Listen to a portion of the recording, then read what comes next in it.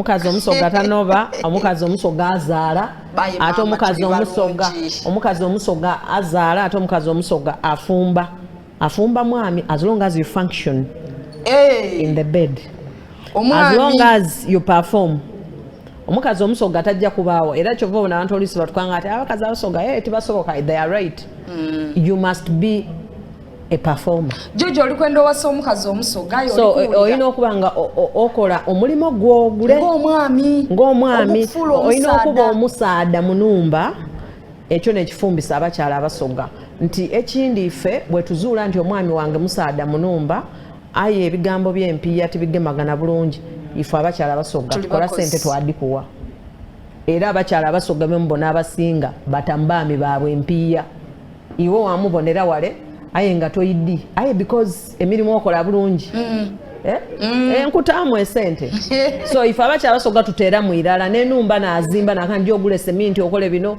we are too patient for marriage ekindi bwe tujja okufumbirwa eka batoolawo ekitanda kyo batubulirira batukuba n'ekitanda kyofumbe kyova obona nti omukazi omusoga bw'anoba tatera akobera baaka anasulawa anoba bunobe yabulira mu Kampala muno mbera ano abajanga bwati omukaaliwo ati yatambula era abakyala abasoga basinga mundulira we munoba abananoba tairaka bulungi mwebale okuba nga ate mulinifa olunaku olwaleero okuva gye tutandikire mu nkyonki okusaayi 12 paka wano ssaawa eno wetuli ate nga tukagira irala mu maiso ninze Sarah Musime neigaga eyayonka abaiseigaga and I'm proud to be that era ninze omusiime nenda okuba nga ate mbategeza nti mukaire kano ndina the princess omumbeeda wa Busoga omumbeeda era ngono n'owekitiibwa mama Olga Namtamba Helena okuva Bwachabazinga bwa Busoga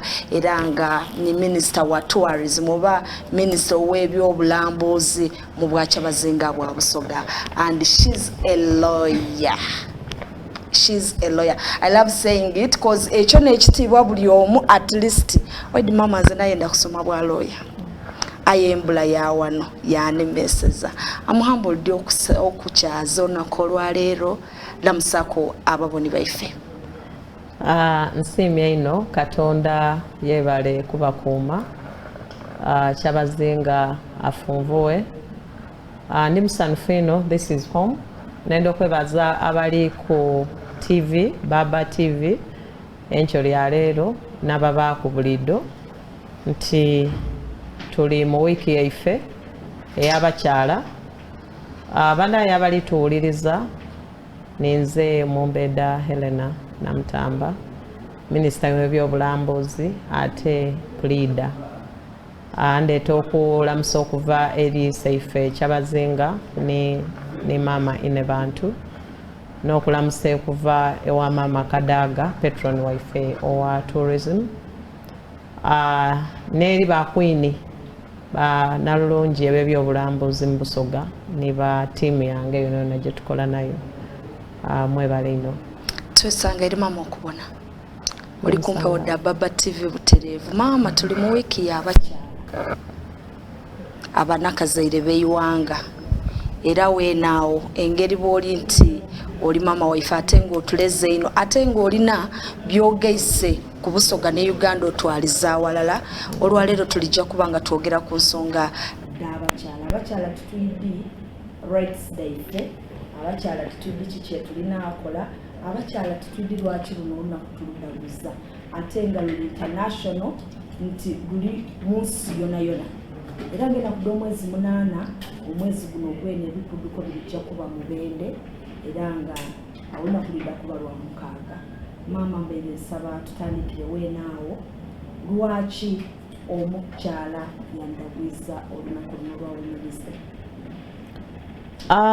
neyanziza ino olunaku luno olubaawo nga 8 ogwokusatu luli international nti lwansi yonayona so ensi yonayona eba mu holiday ekisookerwaku ndakwebaza abakitaawo aye nenda okwebaza gavumenti yaife aze namwe enkola mu gavumenti eyawagati nenda okwebaza President Museveni olunaku luno olw'abakyala yalufuula ino lwankizo aye abantu abasinga baidi nti olunaku luno olw'abakyala lw'abantu nga ife bambala amasuuti oba abajja mu ofiisi oba abakola aye olunaku luno luyambye ino okuyamba omukyala munaife owa wansi ate asoma ino omukyala ali mu bizinesi omukyala omufumbo omukyala aliku obukosefu abaliku obukosefu nabaliku obulemu omukyala ali mu mbeera etali nnungi oba tukobe omukyala ateesobola mu kasente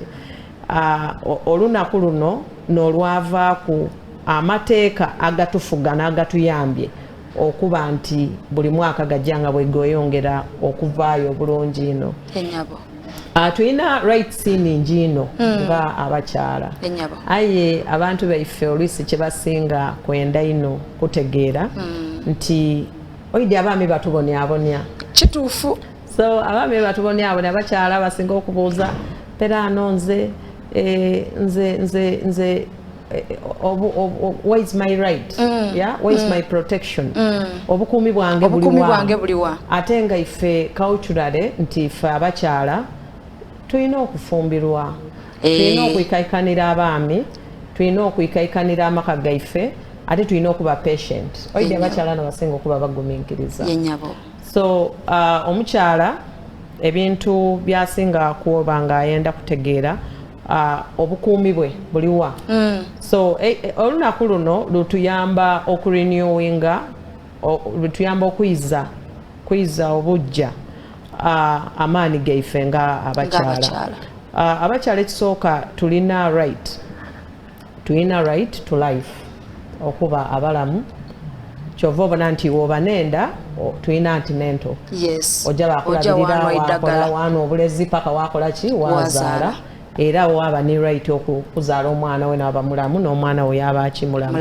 twaba ni right to own property tulina right ebyo biri mu constitution era omukyala omuntu yena alina constitution asobola okusoma okuva ku article 32 paka nga ku 37 ife abakyala tulina right okusikira abaana ab'obuwala eira nga baba bwafa oba mama bwafa nga tosika mwana mulenzi aye leero baba oba mama akola ekiraamo yakati omusika wange mwana ki mwana abuwala and they have done well bakumye ebyobugaiga ebyabazaire baabwe bulungi so abazaire abali eyo I think it's better to trust a girl to keep your property so abaana ab'obulenzi ngozaire abaana abawala you should be more proud kubanga omwana oyo akuuma ekintu akati nkuuma kya maama then we also have a right to employment we compete equally you know ate tukaliko yokutunigira ku liiso you compete equally we have same rights to salary nti omusala gwe bajja wa Dennis then agwenna ofuna then you know we have a right to leadership you know is it because tulina favor is it because tulina obuganzi oba tuli bakozi ino because we are women I think we're meant to be above men because we are the ones who bring their life on earth you know right yes so abami we are supposed to be above you kubanga tuba tutulese bulamu bwaime ku nsi netubalabirira netubakuza then you become men I think bali ndoza neiteeka lyajja okuyidda nti batuweeyo olunaku olu special abaami mbasaba batusanukirenga ku ino kubanga nife abaleeta life I know. So when you know a man cannot bring life on and earth. And you know what? But you know how many lives we have brought on earth? One woman brings 12 lives. N'okusoba. You know, omukyala mulala yaleeta obulamu 18. Ate yayongera n'okunacharinga oba okukuza ono omukulu mwine gwayagaina omusaada. Exactly. Yena n'omwami wa munacharinga wamutoolamu embeera gy'alimu wakayirika naye ekyo volwanke nti abakyala tuli so patient. Then n'ekindi tulina twaba ni right okukola trade okugaigawala rights to economy empowerment nti tulina right y'obugaiga ate ife abakyala we tubakuna esente nife abasinga agaba those abaami ekyo bayinza otudulira so we also have a right to support our men naye baatuwase wife nagema akasente kange musime nawe omusaada era abaami mukiidi nti abakyala abasinga bazimbe enumba wagisulamu akoti maka ganga ingo ejjo omukyala yakola ki so abakyala mwena mukitegeere nti you have a right okutoola sente empowering abalo aleke kuswaza kubanga tukola sente ife atedde ife dekikazi diwera owekitiibwa abaami abo bwe tuwa empowering nga bamala batutulugunya anti eyo culture abaami okuba nga babitaabita that is culture now odinga muzimbe enumba omusaadde yakwefuulira yajeta yiye anti kati we have a right n'okuba nti wemba mwawukaine tuyina equal right okugabana ebyobugaiga kati ebyokwamba omusaadde agoba munumba hawo mwazaala omwana niwo batozaire actually kambakobere eiteeka protecting omukazi omugumba azira na mwana protecting omukazi omugumba ya protecting analinda kati birebyokanga mboyo omukazi tiyaza atalina asikira iba no way so residential holding amakago gano gobaamu kiri mu section 26 of the Succession Act as amended eiteeka eryo liwa omukyala kuzaka kwakulizo nti omala kuzaala lyawa omwami lyamuwa omwaganya okusigaza enumba gyebeeta ey'obufumbo residential holding oba matrimonial property eyo yo niwo oba olikola ekiraamu togitaamu era ebagitaamu kifa it does not amount to an estate kubanga eyo enumba eba yiyo mbeera ano oba mugumba nga tuwazaala nga oli mukyala nga oli mugumba abaana boole beyazaala kuliya bazira buyinza bukutoolamu ago makaago gomakaago niiwe omwami weena woba nga oli mugumba nondagaana nze nga nina abaana bange aye notasobola kunzaalamu oba nga tetwasobola kuzaala oba nga weena wali mugumba nga tozaala era for example tuba twawukaine oba nga nvire mu byensi property yasigalawo ogitwala iwe omwami wange ogisigaza wazira buzibu kubanga tubeire tuliwo mu bulungi nga tuli maka gaife tuli bafumbo lwaki oba onfulumya it's a two way twenena kudde ntuli babiina abakyala tufulumya abaami so abaami bona balina otegera right nti amaka ago gabagago it's now equal twenda okwebaza nti amendment eno gye baakola abakola amendment kati tuli equal twagayaga era tuli equal mu kugabana ebyobugaiga tuli equal mu kwawukana tuli equal mu bugaiga twaba equal mu bulamu twaba equal mu respect so wazira ino kyamaani otwalaku nti sometimes abakyala tusinga ku abaami tutyawo ekitiibwa mbere ndikobera wale nti a woman can do a role that 10 men,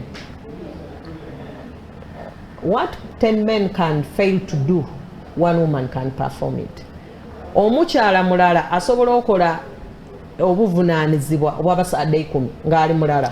Kadima Abdul Abe Kibirango Torachi Nicholas Ndoza mwena ali Musime Sara ababamu wagati. Exactly, because you know women we are so determined.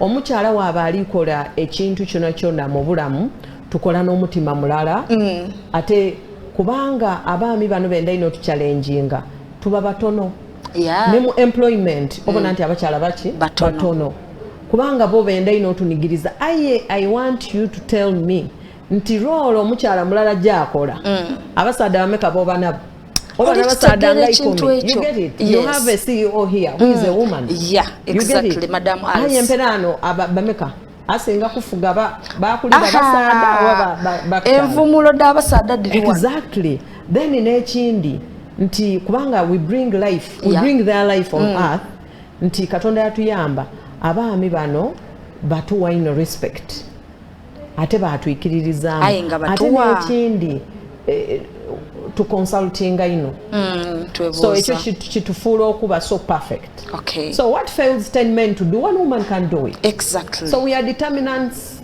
and you know we are go-getters ate ife we are performers. Exactly. So that is the beauty. I know. With the woman. So nendo tambule gango idiot, you're better than the men. You're better than actually 10 men out there. So abami mubeyo nga mchidi ayo tukola sente twino dibawa. Actually wechitiwa kumulimu wano woyogera otya like entandise okibona.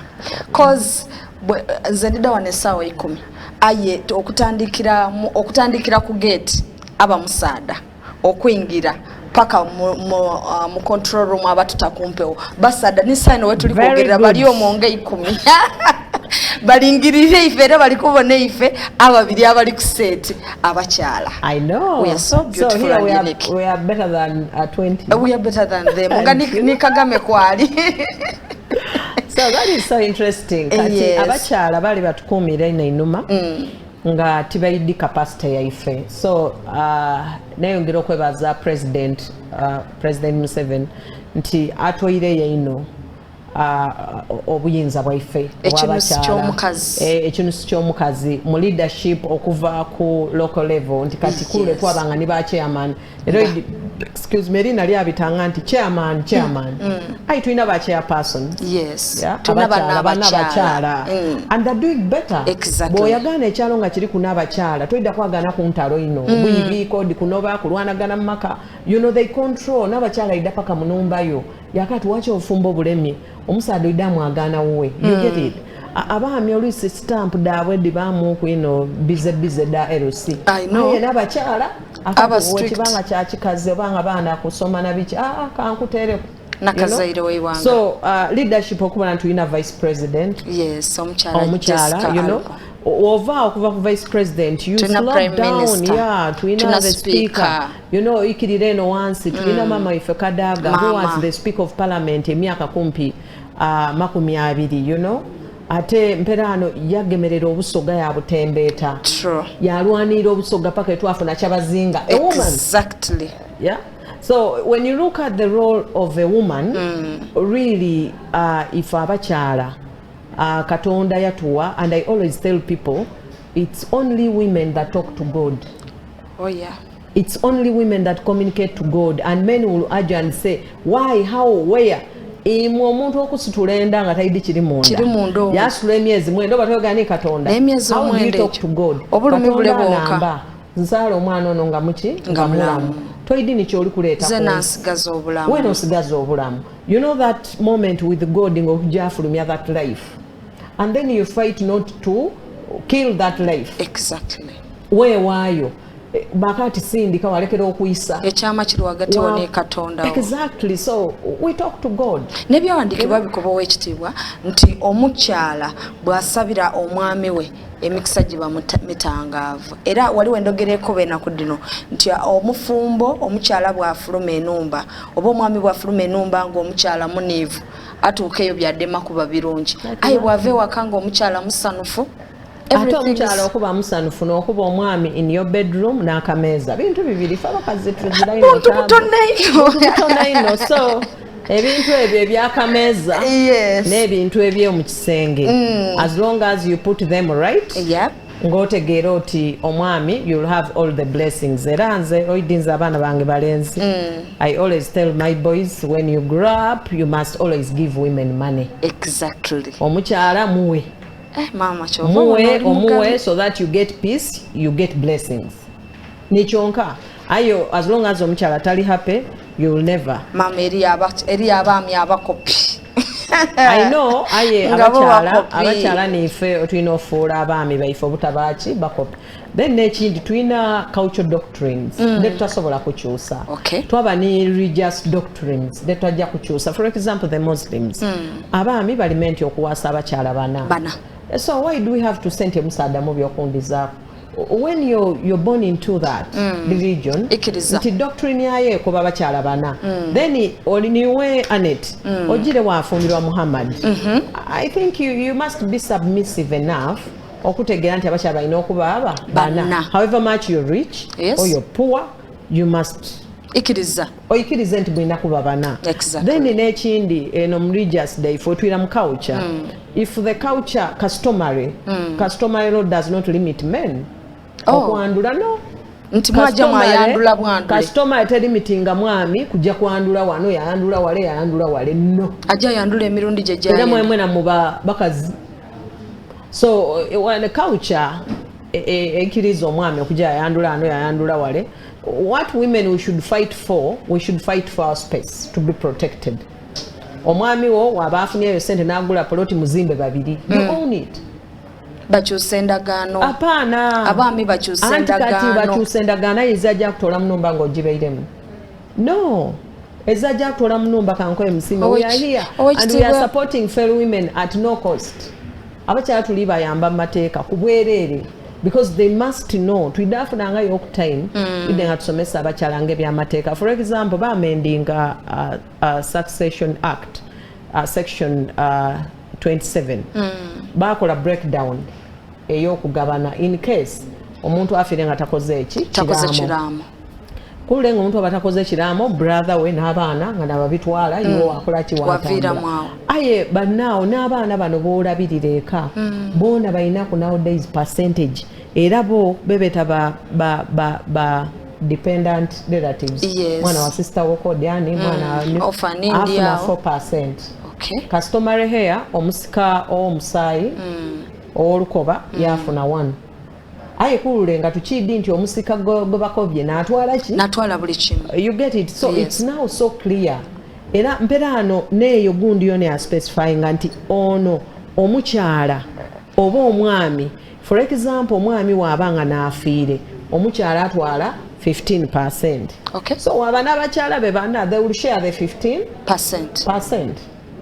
Wabanga omwami nasigaire omukyala yafa the husband will take 15%. So bizira ku ebyo mbu muwala waife ne yali omugaiga so wokawe no bali batyo ono mutabane waife Samwiri will demand for his share nga niwe kuba nti ku mulimu oba wa sente divide dondo nedde n'abaayo ba gratuity obachi by dad gabana then abaana babo omuntu mbwe biological abaana babo obozaire bano tawale those ones will be entitled to 75%.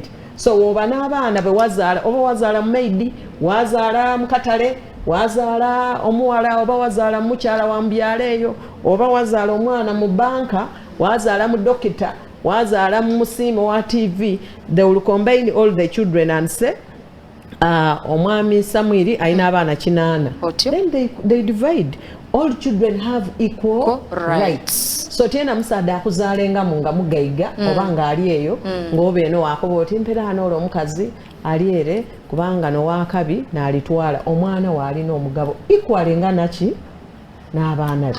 Owekitiibwa waliwo eno scenario mwayandula n'omwami mwaja mwatandika obufumbo mwazaala omwana mwagula ploti mwazimba omwami yakwefuulira wafuluma ayiwa olina omwana we talimuwa weire olwataano aye omwana ono tikitoolawo nti ti baaba we maama ono alina right n'omwana ono alina right okufuna ku bintu naddala bye baakola ng'ali ne baaba we w'omwana.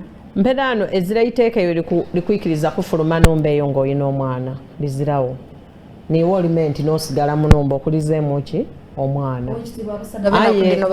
No, let me tell you ekiva kutwaja ask me why. Because we seek for peace. Exactly. Peace. Ate n'ekindi abaami they are risk takers. Ayinza okukola ekintu kyonkona ate ife n'abakyala tulina eisuubi. If we always have hope. Dafuna omwami owundi nkole ki? Berano, why we get out of homes, it's because of peace. But for sure, omuntu waba yakufuna n'akwandula oba mukyala ali mu mateeka. Womalawo noja lero bantu babawolereza bwerere tulina ojja ku LDC tulina legal clinic ya bwerere tulina ku Law Society waliwo free services tulina FIDA tulina ni police of family protection unit free cost you get it you can reach out to some of us twakuyamba bino ebintu tubikola kyebetanga pro bono nti wokikola kikuyamba ku ngayiwo omunamateeka okwongera ku obubonero so tukikola ku bwerere tobeeyongoza na direct ng'omusaada mwazimba naye ennumba ya kwandula ozaire n'okuzala wayita ozaire aina munsi edda abazungu amateeka ago ng'ebaza ndi gatandise okuyidde eno they move out of the houses oyina okufuluma ojja kulizaawo omwana aye kubanga nti wetulemeraku because we seek for peace women we are for peace okooti owaaye kanje nfune ki emirembe aye okiiddi nti n'abakyala twena eri abakuba abaami ate oyidde abaami abo bafa mukasirise ezira oyo gyotya ku poliisi ekyo kibakuba abaami aye nga abakyala ife boobona tukuba ife osobola n'okuyomba n'omwami wamukooti wayenze kodi onkitingaku biki wamukuba engolo wamusika amatu wamala wamukooti waayita oli kunkuba ye waayita oyogera so ebyo ebintu byonna tulina engeri gye tubonyabonyamu oluyisa abaami twena twabapushinga ayenze nkuba bakyala banange nti obwenzi shouldn't be one of the reasons ekikulemesa obufumbo owekitiibwa katono ino Mukagwa ali ku Baba TV katuje mukuumulamu okay eddakiika tusigaizayo ndala n'ekitundu tubenga tuvaawo owekitiibwa. Oh, okay. What have I not talked about? Have I talked about everything? Kale tujja kubanga twira tubenga ate nga tweyongerayo but mu kaseera kano tujja okwirira edda kubanga otukobera omukyala obwenzi butakugana kubanga ova mu makago ng'onoba owekitiibwa n'omukyala minisita ow'ebyobulambuzi mu Bwakyabazinga lwa Busoga ate era nga Pulida Mulamba aigwire katono ino tuli kuvaawo katono ino nkusaba otavaawo oli ku Baba TV eyo Bwakyabazinga lwa Busoga Bwakyabazinga bwa Busoga era ng'oli mu entunuusi enkyo y'olunaku olwaleero heart to heart natera nongera okubanga nkutegeeza nti ndi n'owekitiibwa ife ye Busoga tumweta mami n'owekitiibwa mami era bwe ntaaku nti mami don't be offended because ife mami waife she's mami nation mami nation mami so ndini mami mu studio owekitiibwa omumbedda Olga Helena Namutamba era nga ni minister wa tourism ba queen ba mami mbalamwisa kwino nze naswika waawo nkairike ayinga ba queen mwena mbalamwisa kwino ni timu owekitiibwa gyakola nayo emirimu egy'enjawulo mwena tusokulamusa kwa ife gyemuli era nga tubakuba nti mwebale kwekuumira kweneyo Obwakyabazinga bwa Busoga bananze mwankasuka eno kantumbula olulimi olusoga paka lwe muli siima ne mukoba nti aye musiime ng'erina lyo bwe liri ekintu okigemaganiza tuli mu Tunis heart to heart program etebwamu akasente banaife aba KCCA era nga owekitiibwa KCCA sawe n'omukyala ali kulembera n'omukyala Buzeeki Sharifa ate nga alinayo ne mutabane o still owekitiibwa Benoni Kigenyi era nga ni deputy we bali kubanga bali tukola mu mulimu munene eno bavunaanizibwa okubanga ba making sure nti ekibuga kyaife kipirya kiba kiyondo kiboneka bulungi. Table 9 restaurant batuteera mu irala akasente bano baba n'ebyokulya ebirungi ebyokunwa ebirungi. Stanbic Bank gyekuumireku ni banka yonka gy'osobola okuba atenga osevinga nayo buli kimu kyasobola okuba atenga kitambula bulungi ng'era bwewakibala paka Park tours travel park and go tours and travel bano bakulambuza mu bife by'endawulo iwe Dan Kagamo tayenda kwekutwala auto ekuba kwendawulo betanire basobola okubanga bakulambuzaako mu Uganda wano nenda wa Uganda mamesuka ye Dubai nakubona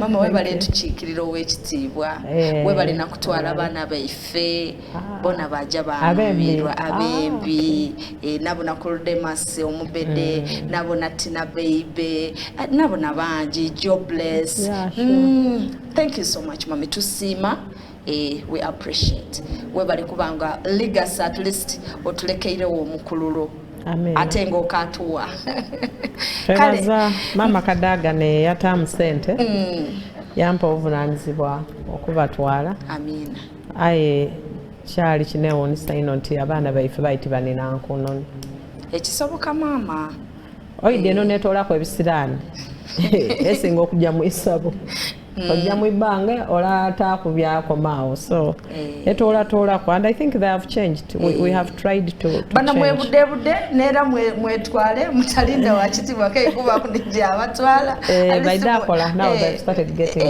aye bakwibya bana lulungi it's usual every year bajja bo bajja bali alive so bajamu kuba babona obulamu ebitambula kandikiriza katonda zena lulibolwa yeah true aye twatwala n'abaana mawulire twatwala musulo from Baba TV. Yes. So this time around, maybe it will be a girl, maybe Musime. Maybe it will be a girl, maybe Musime.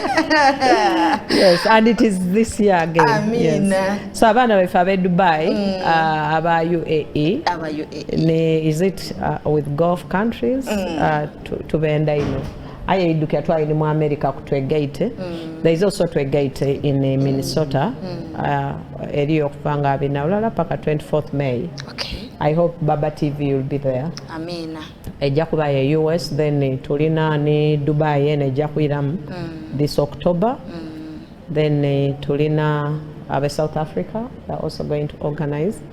But we can't sell out our culture. Yes. Tujja twatunda culture. You know, we always say Busoga must shine. Must shine.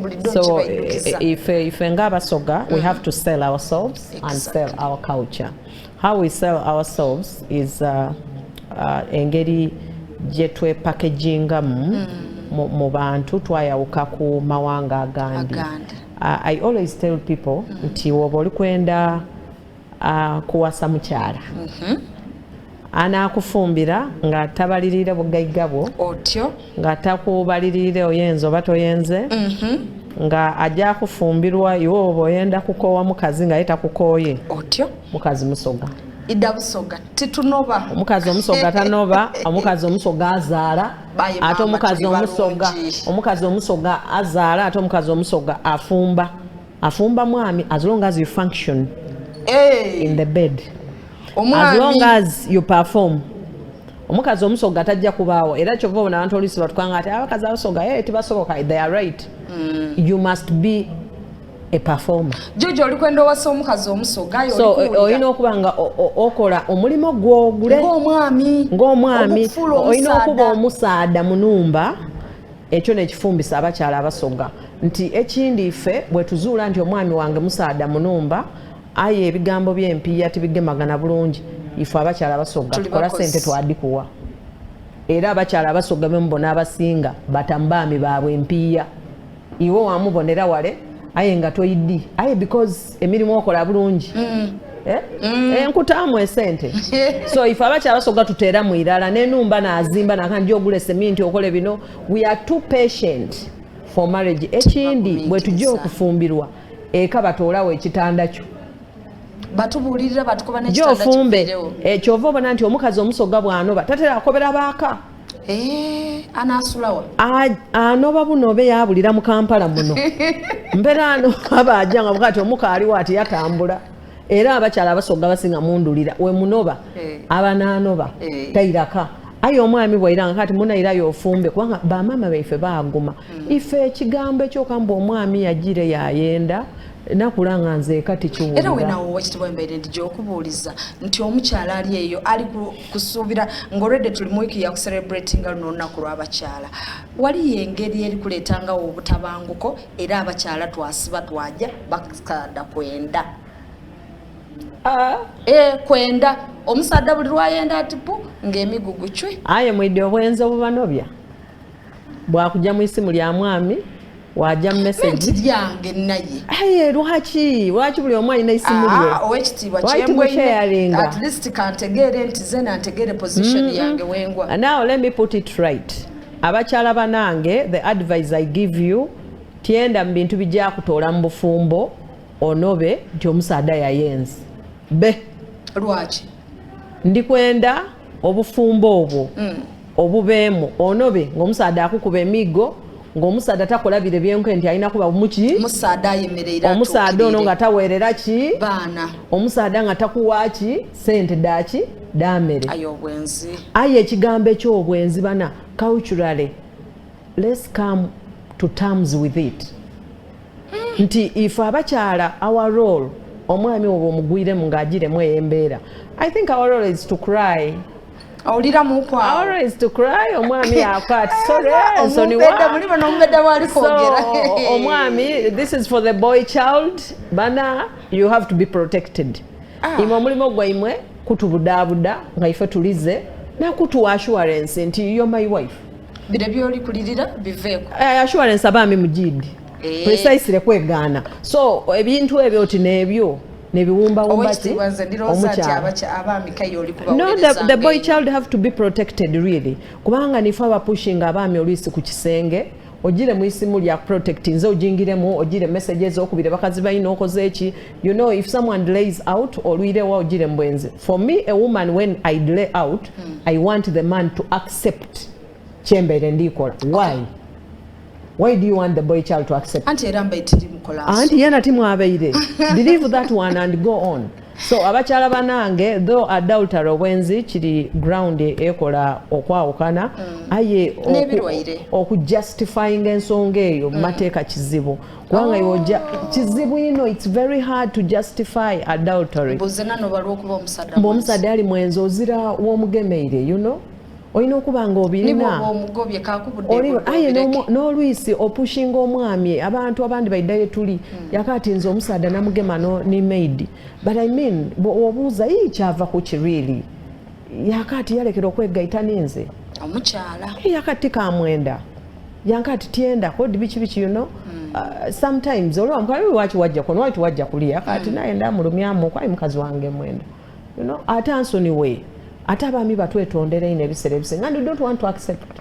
If abakyala bajja ne bakola obwenzi, they don't want men to believe nti bagire bakola ki obwenzi. But for us twenda tunigiriza abaami ba boy child nti wakoze obwenzi era ndikirize era nkoye nti muna kale nakoze ate, you know. So the boy child has to be protected. Bana mutanoba lwa kintu ekyo. So muwala wange ebintu ebyo bitolemu nendoonobe ngo ate tonoba guno omulembezira yakujja. First of all abakyala tuli bangi awo nsonga nkulu aye n'omwami ena omulopa mbasenga oba ne mba amateeka ne bamugemamu ne bamukati omukono guno tigukuba ki mukyala mukono gukuba ekisenge omukono gujje gukole sente omukono gw'omusaada ogukuba omukazi guba mwavu. Simple logic. When you beat a woman you'll be poor. If you want to get rich, use your hands to look for money. As long as you have money, ate twena abakyala twegeko okubaako n'empisa. We should respect these men. Nti much as baliyo tutwenda bende, aye abakyala tuli bangi. Ekyokubiri abakyala twerabira okwekolako. Tuli bangi no bwe batuta mu maka twasiba mu ddeera twadisulamu. Ate n'ekindi omukyala tayinda kwekolako. Kubanga nze omusaada wange ni mufumbo nazaala nzimbire ennumba, so I'll not work on myself, I'll not make up, I'll not, you know, tidda kwekolako.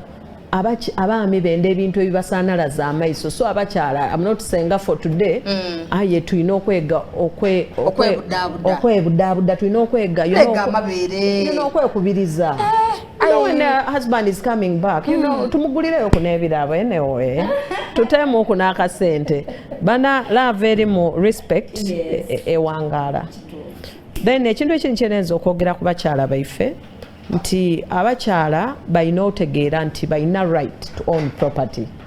Balina obuyinza okuba nti yena agula ekintu mu mayina ge. Osobola okugula ekintu mu mayina go nga iwe. Abafamile ebiseera ebisinga abalanga bayingiramu awo. Nguza ebintu mu mayina gange aye ndi mufumbo ndina omwami. God forbid omwami yavaawo abafamile baclaiminga nti nibino ebintu byonna byali kati saawa dino omukyala nenda ategeere nti oyina right okugula eitaka lyo mu mayina go. Right tulinayo byaba byange ate oyina right okola ekiraamo eyira kuba tukanga ati abakazi tutukola ki kiraamo aye kati oyina right oyina eidembe okukola ekiraamo ekikyo kyokola ki kyoyenda. Osobola n'ekiraamo nga omwami ebyobugagga bwe bisinga tomuwaire.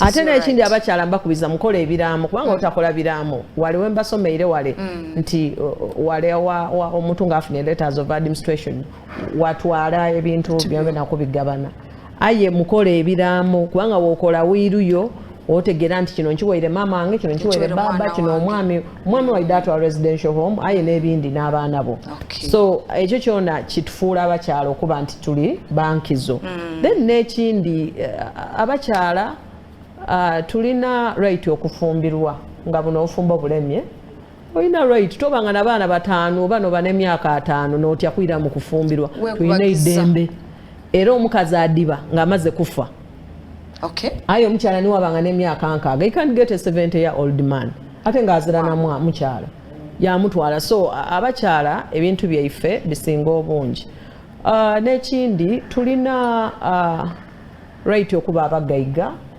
ate tulina right okuinvestinga sente dhaife ndowooza obwine ebizimbe bingi ebyabakyala abakyala bavuze bulungi ino amamotoka so ebyo ebintu ebyo byonna ekivaako ebintu ebyo byonna byaba it's because of this women's day international women's day nti kijire nga kitwizaamu ki amaani twayirayo twabanga osoma wakola kosi nga olwisinzibu aye you do it better than the women obwine nti ekintu kyonka kyetukabuzaayo mu Uganda nti ni president okutuwa top leadership eya judiciary abakyala president watuwa chief justice nga mukyala tuida kubanga tuli bamativu kubanga ife kyabazinga yatuwa ebifo myamwe minister for tourism and I'm proud of it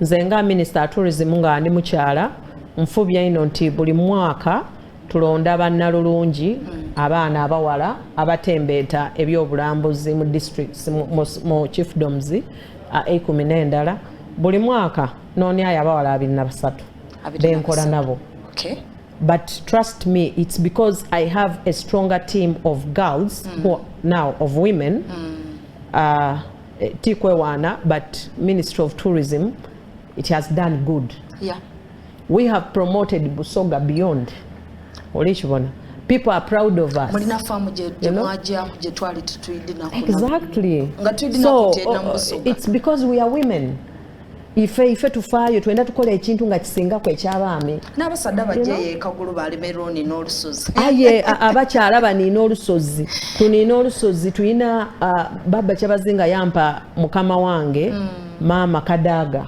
ni chairperson wa Busoga Tourism Board aye Busoga eno boja n'ogibuuza oti bana nani owenkizo gwe musinga kwenda Busoga buno ni mama ani is a woman reason being yalwanira abakyala yalwanira abaami yalwanira abaana yalwanira obwakyabazinga kikulu yalwanira obwakyabazinga paka bwakola ki emyaka 6 paka we yayizo obwakyabazinga it's because was a woman a woman is a determined person omwami akola yawamu yakati kambireke nwaine ku ekikola ki ekimala so tourism we are doing well kanango mwana wali kunwa amata I know mama tali yango mwana takoze eki mwana tali omwami akola ki nasoko okola ki omwami abireka omwami nasoko okulya omwami nasoko okulya but a mother will never eat ngo mwana wakali kulya so abakyala yemuli nenda mwenumirize mweno ate n'ekindi tuwa abaami baife ekitiibwa nga ena kudo mwezi 8 nsaba abaami atasobole kufumbira ku mukyala we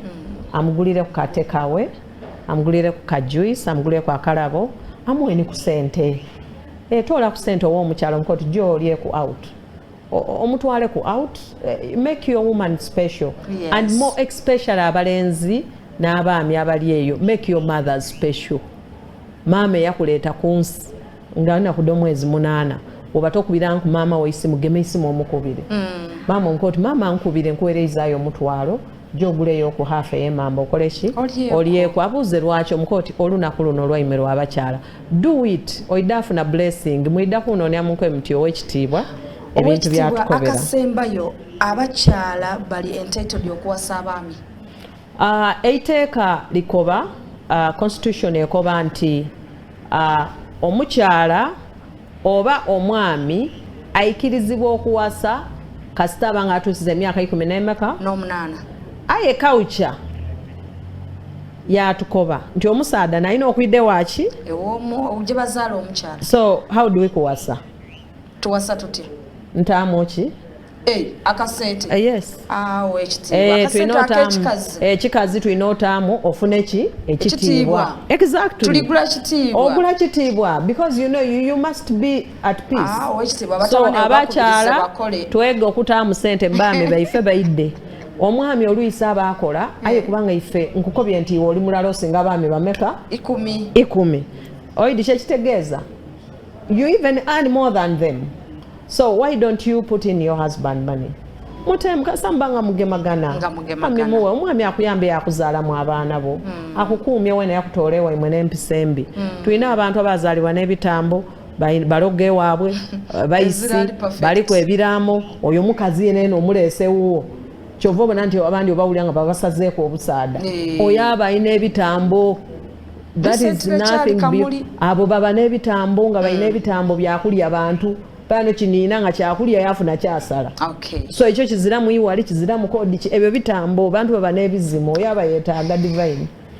Kale owekitibwa nsigeze dakika ina tubenga tuva wano mbaire nsaba obeku n'obubaka bw'otuusa eri obusoga ate era nibakweni baife nga tibalese kumbali. Neyanziza ino okukobera kwa bantu baife bantu iddako nina olusozi mwezi ogw'omunaana guno omwaka guno. So tulinze Baba Kyabazinga ne Mama Kadaga batuwe dates tuiddako batubakobera.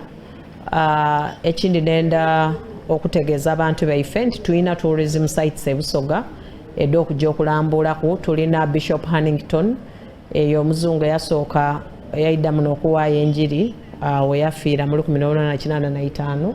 So abantu baife basobola okujjayo eri Mayuge Kyando bajja they have to go and seek God and then intercede basabe. Waliwo amaadi ag'omukisa we yasulanga Bishop Hannington.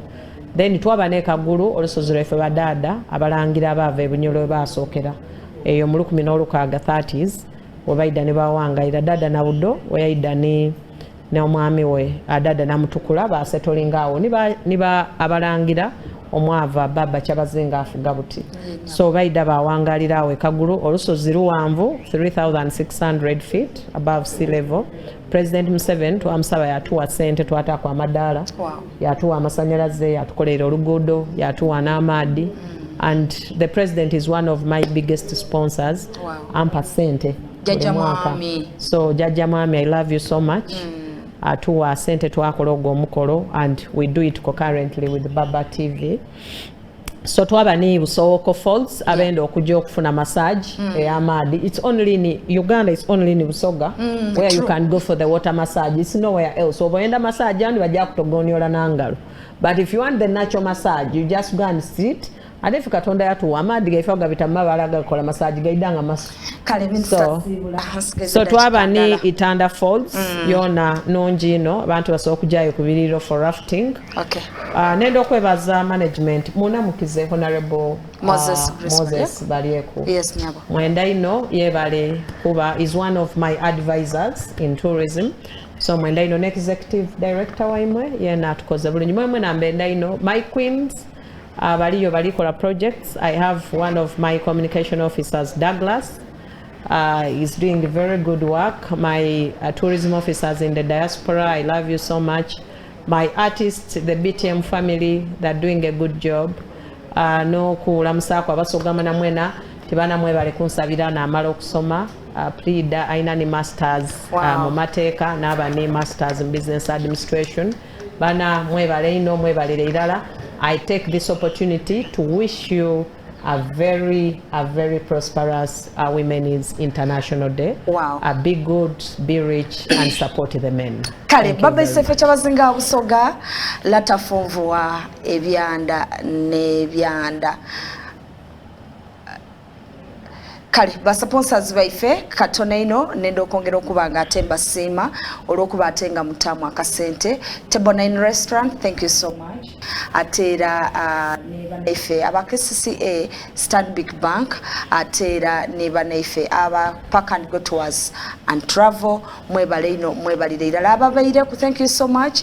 Batabane ba mami niba wala ba mami mwebale kuba program mwebale kwenda mami twena tubende ino era tujja kubanga ifano ku Baba TV tweyongera okubanga tubawe enteekateeka ey'abakyala paka olunaku olwo olw'omukaga lunaatuukira era mwidda kubona nga programs dhaife dijja kubanga ate dikyukakyukamu ate era Zana uterabira kuzana Baba Bingo Zana Baba Bingo ni gasita 297 sita 3 tamwe 12 obenga ate wetaba mukazano ka Baba Bingo super nawe wene mbaire no wekitibwa mama Olga Helena Namutamba Plida Mulamba atengera no wekitibwa mu bwakibazinga bwa Busoga ngatwala bya bulambuzi mu Busoga mama twende okusima webali kwida webale ino webalira irala era tujja kusaba oidenga engeri bwoli roya Plida tujja kusaba oirenga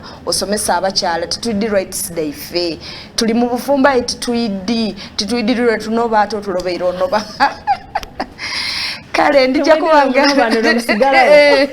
njja kubanga nimanya business yo mbenga ate nkutusako abeisomero bashahano babenga ate bona bakulombodera ebirungi ebiri ku isomero lyaibwe enteekateeka dirija mu maiso olw'omukaaga tulina ekyendawulo ekyabakyala era nga ebikudduko birijja kuba ere mubende nifaano ku Baba TV twena tulina engeri gye tulijja okuba ate nga spicinga mu nkooko ewe naali eyo obenga ate oli kunumirwa so mukwano gwange omulungi sigala ku Baba TV obwakyabazinga bwa Busoga banaye producer nge nkulamu isaako onvuzemu ku speed ku last minute kale nize musime nkusaba otavao ndija kubatengandira Baba isefe kyabazinga Busoga lata fuvwa ebyanda n'ebyanda